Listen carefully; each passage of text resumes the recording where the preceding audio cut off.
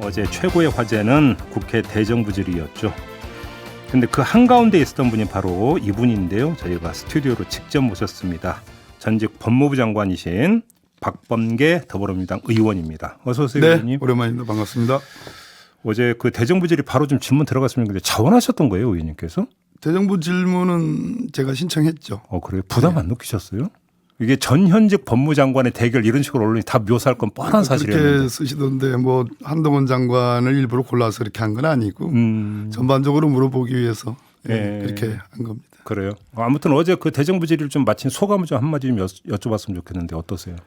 글쎄요, 뭐 서로 자기의 논리와 법리를 고집하니까 토론이 안 됐디다. 그런 측면에서 참 막무가내구나 하는 생각이 들었고 또 그쪽에서는 또 뭐 제 생각하고 다르다고 하니까 그건 어쩔 수 없죠. 좀 답답하셨어요? 진행하시면서? 예, 꽤 좀 답답한 면도 있었습니다. 얘기가 안 통한다? 명백한 법에 나오는 것조차도 인정하려 들지 않고 자기 프레임을 딱 짜고 강력하게 주장하고 하니까 이 토론이 안 됩니다. 그 뭐 전임 문재인 정부하고 비교를 하거나 우리 의원님하고 비교를 하는 이런 화법에 대해서 어떻게 느끼셨어요? 예, 옛날부터 이명박 정부 때부터 저쪽에 아주 특기예요. 근데 아주 그것을 일찍 배웠더만요. 일찍 배웠다? 예. 그래요? 예. 알겠습니다. 아무튼 좀 궁금해서 여쭤봤던 거고요. 지금 더불어민주당 내 윤석열 정권 법치농단 저지 대책 단장을 맡고 계시잖아요. 예, 그렇습니다. 법치농단이라는 지금 단어가 채택이 되는데 어떤 점에서 농단이라고 보시는 거예요? 법에 근거가 없는데 시행령 등에 의해서 정부 정책을 집행을 한다든지 또는 법을 가장을 했지만 법에 외피는 쓴 듯하지만 실질적으로 법이 추구하는 정의라든지 또는 진리 또 사실 진실 뭐 이런 것을 부정하는 그것을 이제 형식적 법치주의라고 하는데요. 그런 것을 법치농단이라고 일컬을 수 있겠죠. 그럼 어제 그 의원님께서 대정부 질의에서도 질문하셨던 그러니까 인사정보 관리나 설치 이런 것 같은 경우가 대표적인 예다 이렇게 보시는 그렇습니다. 건가요? 예, 첫째 정부 조직법에 근거가 없어요. 법무부는. 근데 뭐 예전에 대통령 민정수석실 얘기하던데 대통령 비서실에 대한 근거가 정부 조직법에는 있습니다. 아, 있습니까? 그런 차이가 있는 거고 두 번째 그 전 인사혁신처장에게 부여되어 있는 인사 권한을 전부 위임하도록 되어 있지 않아요. 아, 그런가요? 예, 정부 조직법에 일부 위임하도록 되어 있습니다. 일부입니까? 예, 일부입니다. 그런데 지금 한동훈 장관 법무부가 위임받은 것은 사실상 전부 위임에 해당하는 거죠. 그다음에 세 번째는 가장 중요한 건데 권력부서 아닙니까 법무부는. 물론 18개 부처 중에 한 부처에게 그렇게 권한을 줄 수 있냐라는 기본적인 비판을 할 수 있고 두 번째는 권력부서고 수사와 연결돼 있는 부서기 때문에 그런 수사 연결 부서 심지어 지금 1인 3역하는 한동훈 법무부 장관이 있는 법무부의 인사 검증 권한까지 다 주게 되면 그게야말로 원톱 정치가 되는 것이고 대통령 입장에서는 한 사람만 상대하면 편하니까 쉬운 통치가 되겠지요. 그러나 그것은 견제와 균형이라는 민주주의의 기본 원리를 무시하는 것이다. 1인 3역이라는 게 법무장관, 민정수석, 검찰총장 이거 말씀하시는 그런 거죠? 거죠. 그분이 다 그걸 하고 있다. 예전에 민정수석을 왜 없을까? 민정수석은 원래 법무부 장관하고 서로 견제와 균형을 갖추는 그런 자리입니다. 그 항상 같은 통속이 아니에요. 인사도 그렇고 법무부 행정도 그렇고 사사건건 아무리 같은 정권이라 하더라도 사사건건 충돌이 있습니다. 근데 그걸 없애고 한 사람에게 몰아주면 그건 원톱 정치죠. 장관님 때도 그러셨어요? 저도 민정수석과 꽤 견해 차이가 있었습니다. 꽤 있었습니까? 있었습니다. 거기서 이제 견제도 이루어지는 거고. 그렇습니다. 조정도 이루어지는 건데. 그렇습니다. 지금 한 사람한테 몰아가면 이런 게 이제 없어져 버린다. 사단이 나게 돼 있죠. 그렇게. 어제 또 이제 그 대정부 질의에서 주된 논의가 이른바 이제 그 검찰총장 패싱 인사 아니었습니까? 네. 근데 이제 한동훈 장관은 검찰의 의견을 충분히 들었다. 이제 이렇게 이제 그 항변하던데 어떻게 봐야 되는 겁니까? 문재인 정부와 윤석열 정부는 성격 자체가 다르잖아요. 윤석열 정부는 말 그대로 검찰 공화국인데 충분히 협의했다. 첫째, 협의는 검찰총장과 협의하도록 돼 있지 대행과 협의하도록 돼 있지 않습니다. 대행은 안 되는 겁니까? 그런 게 제가 제 법리 해석은 그렇습니다. 그리고 예. 저에게 자문을 하신 여러 고명하신 변호사님들이 그런 생각이고 어제 한동훈 장관은 그거 아니라고 합니다. 네. 그런데 그걸 떠나서 더 중요한 것은 검찰공화국에서 검사장 출신의 한동훈 장관 원톱과 지금 대검 차장하는 직무대행하는 분 서로 같은 코드인데 그게 무슨 협의입니까? 예, 그러니까 그것은 뭐 저보고 패싱 얘기하는데 예. 저 윤석열 당시 검찰총장과 두 번에 걸쳐서 2시간씩 각 2시간씩 4시간 협의했습니다. 혹시 그때 예. 인사에 많이 의견이 좀 많이 달랐어요? 윤석열 당시 달랐죠. 총장은. 물론 달랐죠. 그럼 어떻게 조정이 됐어요 그때는? 그래서 뭘 저 협의기 때문에 네. 이제 아마 한 장관 입장에서는 안 들어준 거 아니냐 이렇게 얘기를 하는 거고 자기는 다 들어줬다 얘기하는데 네. 다 들어줄 필요가 없는 거죠. 왜냐하면 자기 생각하고 같을 테니까. 예, 예. 그게 그래서 검찰공화국이라는 거 아니겠어요? 그러면 이렇게 검찰총장 패싱 인사를 해놓으면 이후에 법무부 장관과 그 수사를 지휘하는 간부들과의 관계가 이심전심 구조가 되어버린다. 이걸 우려하시는 건가요? 뭐 식물총장 그런 얘기도 나오는데 네. 그거보다는 코드 총장이죠. 그러니까 뭐 당연히 이심전심이죠. 생각이 다르지 않을 겁니다. 네.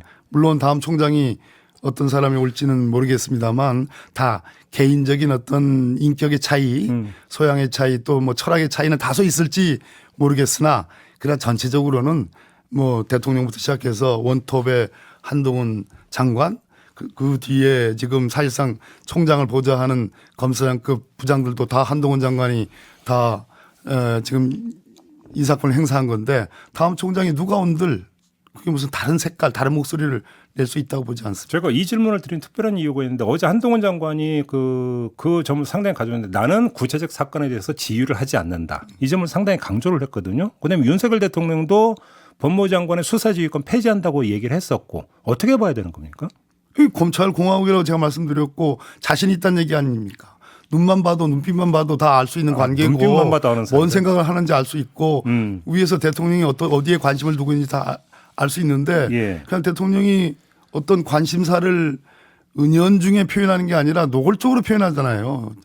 문재인 정부의 무슨 특정한 사안에 대해서 지금 뭐 북송 문제도 그렇고 다 노골적으로 표현하는 상황인데 그런 상황에서 뭐 이심전심 아까 말씀하셨듯이 뭐 전혀 뭐 무슨 수사 지휘할 필요가 없는 거죠. 다 알고서 다 코드를 맞추는데. 그러니까 지금 뭐 만약에 이런 구조에서 계속 내달리면 어디까지 어떤 문제가 발생할 수 있다고 우려하시는 거예요? 그럼 의원님께서 보시기에는. 전횡이죠. 그러니까 전횡. 예, 뭐 옛날 말로는 독재가 됩니다. 그렇게 되면. 그래서 민주주의 후퇴고 법치주의 후퇴가 되는데 예. 결국은 견제받지 않는 권력은 시정되지 않는 것이고 그거는 국민의 민심과 이반되는 것이고 그러면 그 뭐 어떻게 되겠습니까? 그렇게 보시는 거고. 지금 제일 뜨거운 건 경찰국 설치 예, 문제잖아요. 예. 법리상으로 어떻게 판단하세요? 역시 마찬가지입니다. 그 헌법상에 포괄 위임하지 못하도록 돼 있어요. 예. 그런데 이 법률로 한 것도 아니고 경찰국을 그 행안부 직제령에 의해서 지금 설치를 하는 거거든요. 그거는 헌법 위배죠. 또 법률 위배고 정부조직법 위배죠. 그리고 더 중요한 것은 경찰국을 통해서 경찰청장을 바로 직접적으로 지휘 감독하겠다는 거 아니겠습니까?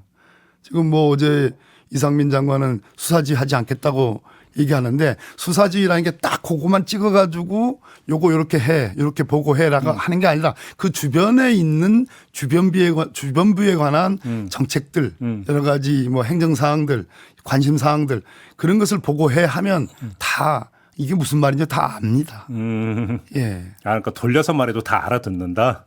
그렇지 않겠습니까? 그러니까 그러면 암묵적인 수사 지휘가 안 될 수가 없다 이렇게 보시는 거네요. 저는 그걸 우려하는 겁니다. 그러면 얼마 전에 이상민 장관이 동아일보였던 걸로 제가 기억하는데 인터뷰에서 이전 정부 전임 정부의 비리 수사가 아직 끝나지 않았다 이런 취지의 그 주장을 한 바가 있는데 그것도 그런 메시지를 읽힐 수밖에 그런 없다고. 메시지를 읽히죠 당연히. 지금 이상민 장관, 한동훈 장관 또 뭐 윤석열 대통령 할 거 없이 그리고 여러 사람들이 다 뭐 한동훈 장관은 뭐 제가 뭐 직접적으로 그런 얘기 한 기억은 안 납니다만 대통령께서부터 시작해가지고 또 여당의 원내대표까지 해서 전 정부 또 감사원까지 문재인 정부의 모든 것을 다 지금 지적하고 있는 거 아니겠습니까?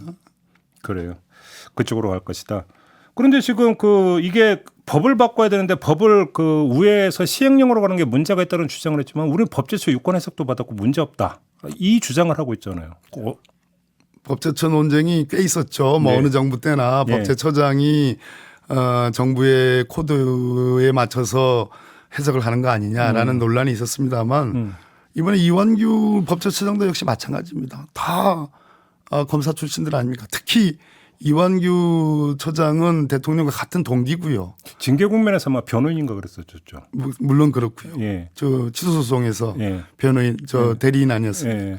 그런 측면에서 그 유권 해석이 과연 공정한 해석이냐라는 것은 말할 수 있는 거죠. 그러면 지금 민주당 차원에서 어떻게 대응할 계획이세요? 예를 들어서 그럼 다시 법을 좀 더 정비하고 이럴 계획이십니까? 제가 어제 대정부 질문 끝내고 나서 참 막무가내구나. 오로지 자기 법리만 고집을 하는구나. 그 법리도 틀린 사실에 기초한다. 전부 위임하도록 못하게 돼 있거든요. 일부 위임만 할 수 있고 또 정부 조직에 근거도 없는데 근거 있는 오히려 대통령 비서실 민정수석실의 인사검증까지도 무슨 위법이다라고 이렇게 얘기하는 거 보면서 이쯤 되면 정말로 법으로 한번 붙어봐야 되겠다. 필요하다면 지금 뭐 경찰국 설치 문제라든지 또는 인사정보관리단 설치 문제 이 문제를 법적인 쟁송의 대상으로 한번 검토를 해봐야 되겠다는 생각을 어제 먹게 됐어요. 제가 왜 이 질문을 드리냐면 그때 이제 이른바 그 행정 입법이 논란이 됐을 때 윤석열 대통령이 직접 출근길 문답에서 그게 문제가 있으면 뭐 법을 바꾸면 되는 거 아니냐라고 언급한 바가 있지 않습니까? 그렇죠. 예. 그러면 예를 들어서 경찰 조직법이나 이런 걸 손볼 수도 있다라는 접근법이 거기서 그러니까 시사가 되는 건데 그걸 검토하고 있는지 궁금해서 한번 질문드립니다. 두 가지 접근이 가능합니다. 그러니까 모법, 정부조직법이라든지 경찰법이라든지 그런 접근도 가능하고 네. 지금 아까 그 전제로서 현재의 시행령 정치라는 것이 소위 법치주의의 농단이다라는 측면에서 법적인 어떤 쟁송 대상으로 가져가는 것도 한 방법이 있죠. 그렇게. 두 가지 다 검토할 수도 있다고 그러면 봅니다. 같은 당의 조홍천 의원이 지금 행정 입법 사항이 모법하고 충돌할 경우에는 수정을 요구할 수 있도록 하는 어떤 그 법률 개정안을 낸 거를 가지고 논란이 됐었잖아요. 네. 이 접근법은 어떻게 당 차원에서 검토가 될 수 있다고 채택이 될 수 있다고 보십니까? 아주 포괄적인 입법이거든요, 그것이. 예. 그렇게 저는 뭐 그 법에 대해서 뭐 깊이 있게 지금 검토는 안 해봤습니다만 그거보다는 조금 더 세밀하게 쟁송 아니면 딱 그 당의 조항의 어떤 그 독소적인 측면 그런 측면을 건드리는 게 좋지 않을까. 그렇게 하는 보시는 생각입니다. 의원님 개인 문제인데요. 지금 법사위로 배정받으셨죠. 예. 이걸 두고 그 국민의힘의 조수진 최고위원이 장관으로서 잘못 수행한 정책과 학살 인사를 셀프 방어하겠다는 의도다. 이렇게 규정을 했거든요. 어떤 말씀 주시겠습니까? 어제도 제가 재정부 질문에서 제 얘기 안 했습니다. 예. 앞으로 지금 인사정보관리단 설치한 거, 경찰국 설치한 거, 현 정부에서 일어나고 앞으로 일어날 것에 대해서 지적하기 위해서 어제 대정부 질문도 했고 법사위원도 그렇습니다. 그런데 가장 대표적으로 제가 가장 큰 문제라고 보는 것은 인사정보 그 문제도 말씀을 했지만 지금 대통령 윤석열 대통령에 대한 징계와 관련된 징계 취소 소송 그것이 서울행정법원에 의해서 윤석열 대통령이 패소했어요. 네, 맞아요. 1심에. 예. 거기에 한동훈 법무부 장관이 관여가 있지 않습니까? 그 검언 유착에 관련해서 징계 사유에서 징계 사유에 관계가 있지 않습니까? 그런데 그 1심 대리인들 다 지금 다 해고하고 지금 공단 소속 변호사들 한다는 거 아니겠습니까? 그 이해 충돌이에요. 이해 충돌입니다. 이해 충돌이죠. 한동훈 장관 본인이 그러니까 징계 사유에 들어가 있기 때문에 관계가 있죠. 예. 그렇기 때문에 그런 걸 보면서 참 뭐 갑자기 험한 말이 좀 생각이 나는데 좀 자제하고 아무튼 그러한 이율 배반 그런 것에 대해서는 지적을 해야 되지 않을까 싶습니다. 그러면 그 말씀 나왔으니까 선진 법무행정을 표방을 했잖아요. 예. 그러면 지금 한동훈 장관 취임 이후에 법무행정, 법무부에서 벌어진 일 가운데 의원님께서 보시기 이건 정말 문제다. 아까 인사정보관리단 말고 예. 찝어주신다면 어떤 게 있을 수가 있을까요? 그 취소소송 같은 경우에도 그런 거고요. 네. 그거 말고 지금 말 그대로 지금 수사기소 분리가 대세고 지향인데 지금 일반 형사부들에게 다 6대 범죄 다 직접 수사권 지금 할 수 있도록 그렇게 역시 영을 고쳐가지고 그렇게 한 거 아니겠습니까? 그뿐만 아니라 지금 인권 보호 또 적법 절차라는 측면에서 지금 티타임 그런 거 지금 못하도록 돼 있는데 그거 하겠다라는 것은 소위 대언론 홍보를 강화하겠다는 거 아니겠어요? 예. 수사 홍보를 강화하겠다. 그거는 첫째는 뭐 일반 법조기자들이야 다 좋아하겠지만 그러나 그 속에서 또 특종이 나올 겁니다. 예. 두 번째 그것이야말로 수사를 통해서 국가를 통치하는 소위 검언유착을 더 강화하겠다는 소리밖에 안 들려요. 아, 검언유착 강화로 보시는 거군요. 저는 그렇게밖에 안 들려요. 알겠습니다. 8.15 특사는 거의 기정사실인 것처럼 보도되고 있는데 어떻게 평가하세요? 문재인 대통령 뭐 제가 특사를 실무에서 담당한 사람으로서 문재인 대통령의 원칙이 있었죠. 네. 여러 가지 민주당 내에서도 볼멘 소리가 있었습니다만 그래도 원칙을 지켰습니다. 윤석열 정부에서 그 특사, 대통령 특사에 대한 원칙을 지킬 것 같지 않아요. 이명박 전 대통령에 대한 특사할 것 같습니다. 그래서 그렇게 원칙을 허문다면 여야에 좀 균형이라도 좀 맞춰라. 형평성이라도 좀 갖춰달라 하는 그러한. 근데 일각 보도에 따르면 김경수 전 지사 뭐 가석방 이 설도 보도가 되고 있긴 하던데. 누군가 그렇게 흘렸겠죠. 아, 흘린 겁니까? 그렇게 봐야 되지 않겠습니까? 일단 여론을 좀 봐. 그러면 그거는 균형을 안 맞춘 겁니까? 그 정도 갖고는 안 되는 겁니까? 누구는 특사 복권해주고 사면 복권해주고 누구는 가석방 해주는 거는 그거야말로 뭐 균형을 잃은 처사 아닌가 하는 생각이 듭니다. 그렇게 그러나 다 그거는 원칙에 맞지 않다 그런 생각. 알겠습니다. 마지막으로 윤석열 대통령과는 아주 특별한 그 인연이 있으신 그 의원님 아니십니까? 윤석열 대통령의 지지율 추이는 지금 어떻게 지켜보고 계세요? 대통령께서 뭐 제 말씀을 들을는지 모르겠는데요. 저는